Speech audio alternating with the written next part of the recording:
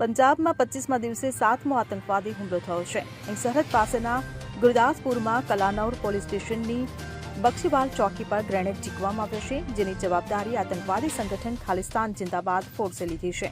એક મહિનાની અંદર 7મી વખત ગ્રેનેડથી હુમલો કરવામાં આવ્યો છે. આ પહેલા છેલ્લા 25 દિવસમાં પંજાબમાં 6 મોટા આતંકી હુમલા કરવામાં આવ્યા છે. આતંકવાદીઓ સતત હુમલાઓ કરીને પોલીસ સ્ટેશનને ટાર્ગેટ બનાવી રહ્યા છે.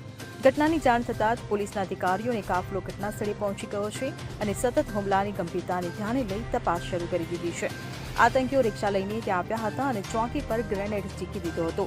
ગ્રેનેડ ફેંકવા માટે ઉપયોગમાં લેવાતી શંકાસ્પદ ઓટો રિક્ષાને જપ્ત કરવામાં આવી છે અને ફોરેન્સિક ટીમ દ્વારા તેની તપાસ કરવામાં આવી રહી છે. આતંકવાદીઓના હુમલાને કારણે પંજાબ સરકારે આકરી કાર્યવાહીના આદેશ આપ્યા છે.